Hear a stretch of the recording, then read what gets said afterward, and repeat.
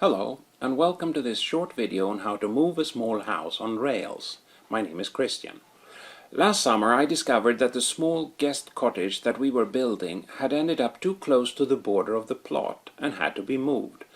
Rather than hiring professionals using a crane, I decided to move it myself on rails. This approach was in part possible because the level ground allowed for this. Also, since the floor had not yet been installed, I could more easily raise the house with a jack from within to install the rails. Of course, it also helped that we're talking about a move sideways of a couple of meters, so it's not very substantial. I ordered steel rails and matching wheels on the internet for just a few €100. The type that would be used for a rolling gate. My hope was that these would ensure little enough rolling resistance to allow me to push the house manually. I then attached the rails and the wheels on wooden beams. These had to be strong enough to remain straight when the uneven weight of the house was resting on them. Before the house could be moved, a few preparations were needed. I had to lay out additional foundation stones where the house would be moved. These had to be exactly level with the existing ones. Then I would have to carefully raise the house up with a jack and let it rest on a large number of stacked wooden blocks on top of the foundation stones, elevated like this. This would allow me to slide the rails underneath the house. Using a jack, I then carefully shifted the weight onto the rails and removed the wooden blocks. Now the house was resting only on the rails. Just as a precaution, I had attached several stops at the end of the rails in case the house would start rolling on its own.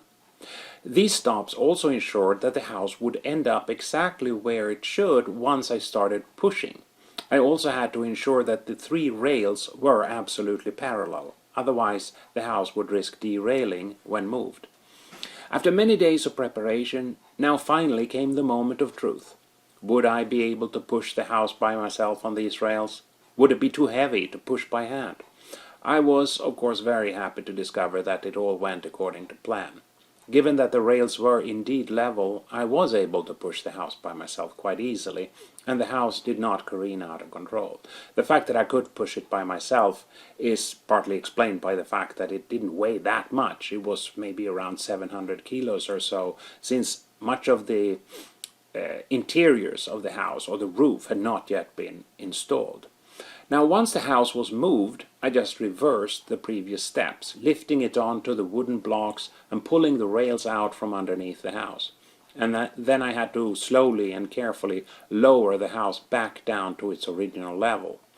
As you can see in the video, this house in fact consists of two identical units, which will eventually be connected with the middle section, but since this had not yet been completed, I could move the two units individually, one after the other, reusing the same set of rails. Perhaps this approach for moving a small house is not for everyone. The whole process did take me some 50 man-hours of work. Hence, it's perhaps more suitable for a retiree like myself with more time on their hands. Also, all the lifting and moving foundation stones around was quite exhausting. Did I regret moving the house this way? Absolutely not. Would I recommend it to others? Certainly. But in all honesty, it's of course much better to put the house in the right place to begin with, isn't it?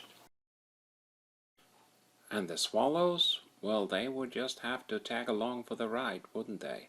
But they didn't seem to be complaining too much.